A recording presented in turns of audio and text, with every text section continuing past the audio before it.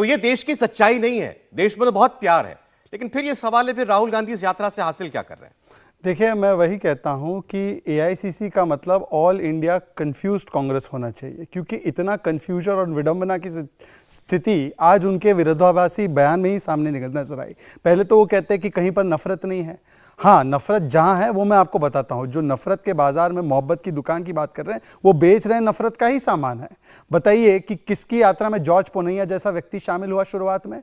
राहुल गांधी की यात्रा में। किसकी यात्रा में रिजिल माकुट्टी जैसा व्यक्ति जिसने बछड़े को काटा था केरल की सड़कों में? राहुल गांधी की यात्रा में। आज भी कमल हासन जिसने कहा है पीओके आजाद कश्मीर है, जिसने प्लेबिसिट की मांग की है और जिसने हिंदुओं को यहां का मूल निवासी ही नहीं होता है हिंदू, ये बताया, वो भी जुड़ गया। अच्छा, बताते हैं कि और नफरत कहां दिखती है? हिंदू मुस्लिम कौन कर रहा है? मीडिया कर रही है। बताइए कि गहलोत जी की सरकार ने बिजली का एक ऑर्डर निकाला था कि मुसलमानों को, रोजेदार को तो मिलेगी बिजली, परंतु हिंदुओं को नहीं मिलेगी बिजली। ये हिंदू मुसलमान था या नहीं था, या ये मीडिया ने किया? किसने टाइटलर को इस पूरी यात्रा में शामिल किया? कांग्रेस पार्टी ने शामिल किया। क्या हिंदू मुस्लिम मीडिया ने किया? ये वही कांग्रेस पार्टी है जिसके प्रधानमंत्री मनमोहन सिंह ने खड़े होकर कहा कि संसाधनों पर पहला अधिकार किसी का है तो वो मुस्लिम समुदाय का है। ये हिंदू मुस्लिम क्या मीडिया ने कहा?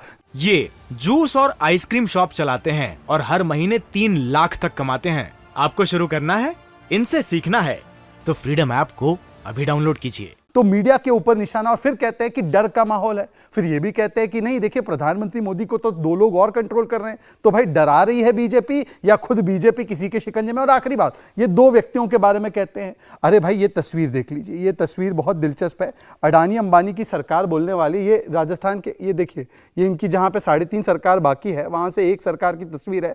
अडानी जी को बुलाया स्वयं अशोक गहलोत जी ने कि आइए निवेश कीजिए, ममता दीदी से भी मिले अडानी जी। अब अडानी अंबानी की सरकार है तो अडानी को क्या ममता दीदी भी फेवर कर रही है? क्या गहलोत जी भी अडानी को फेवर कर रही है? वही अडानी अंबानी है। क्या 2014 से पहले ये रेडी लगाते थे क्या?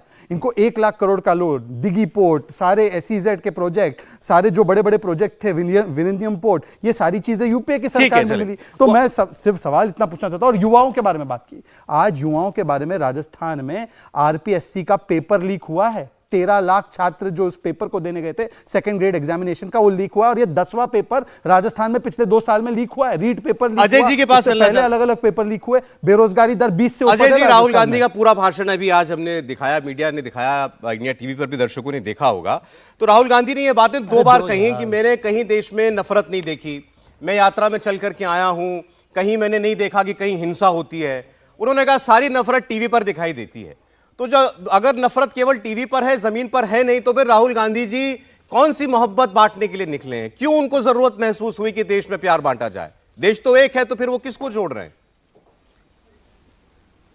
सौरभ जी, बहुत अच्छा कहा उन्होंने। और आज आपने देख लिया अभी इसी डिबेट में कैसे हिंदू मुस्लिम अभी भी शुरू हो गया।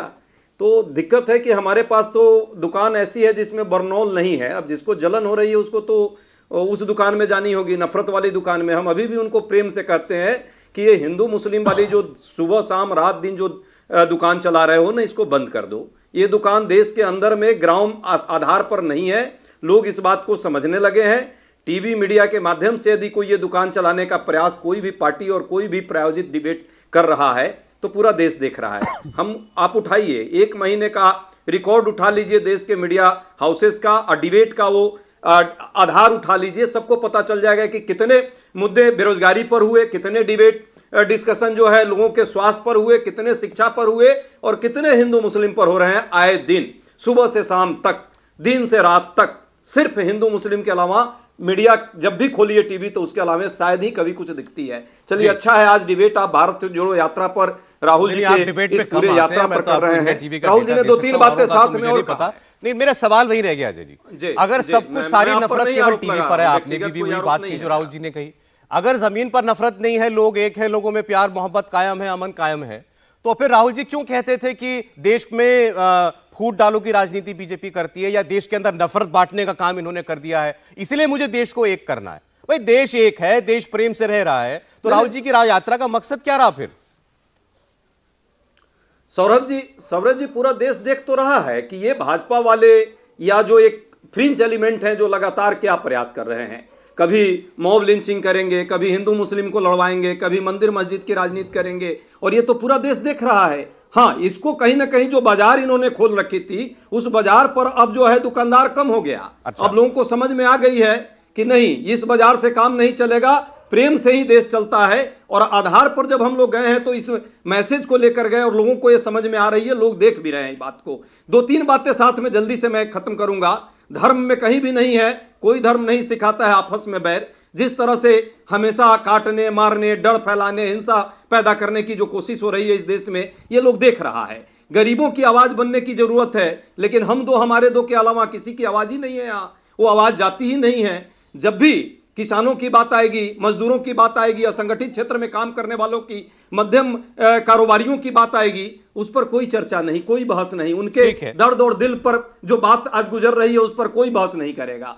सिर्फ बड़े बड़े पूंजीपतियों का ही ये पोषण करने वाली सरकार है। अभी एक पूंजीपति की तस्वीर दिखा रहे थे अशोक गहलोत जी के साथ। कांग्रेस पार्टी की जहां जहां भी सरकारें हैं वहां पर उद्योगपतियों की जरूरत नहीं है। मतलब उद्योगपतियों को यह सीधा कह दिया गया है कांग्रेस की सरकारों में आपके लिए नो एंट्री है। नहीं सौरभ जी, हमने कभी ऐसा नहीं कहा। हमने कहा जिन दो उद्योगपतियों का नाम लेते हैं वही तो वो आपके मुख्यमंत्रियों के साथ भी बैठे दिखाई देते हैं, उनके उद्योग वहां भी चल रहे हैं। सबसे ज्यादा निवेश इन्हीं दोनों ने किया राजस्थान देखिए, में। ये एक वैचारिक लेवल पर ये बात है और इस वैचारधारा में हमको नहीं, वैचारिक नहीं है, वैचारिक नहीं है। नहीं, अजय जी ससम्मान वैचारिक नहीं रह गई। जब आप नाम लेकर कहते हैं, जब आप नाम लेकर के कहेंगे कि ये नरेंद्र मोदी की सरकार नहीं है, ये अडानी अंबानी की सरकार है, तो वैचारिक नहीं रह जाता है, व्यक्तिगत हो जाता है। ये तो सच्चाई है, ये तो सच्चाई है।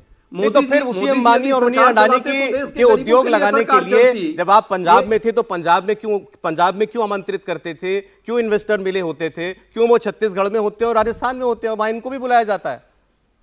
देखिए हमने किसी को रोक तो हम नहीं लगा सकते कि ये दो लोग नहीं आएंगे, ये लोग कारोबार नहीं करेंगे, लेकिन ये भी सच है कि इन दो लोगों को जिस गति से प्रमोट कर रही है केंद्र की सरकार नीतियों के स्तर पर, वो नहीं होना चाहिए। 10 लाख करोड़ से ज्यादा का ब्याज जवाब दे रहे हैं मानव जी के पास, अजय जी के पास। एक बड़े बड़े पूंजीपति को और गरीब लोगों का लोन जब होगा तो उसके घर पे। ये जूस और आइसक्रीम शॉप चलाते हैं और हर महीने 3 लाख तक कमाते हैं। आपको शुरू करना है, इनसे सीखना है, तो फ्रीडम ऐप को अभी डाउनलोड कीजिए। ठीक है, मात्र 10 सेकंड लूंगा।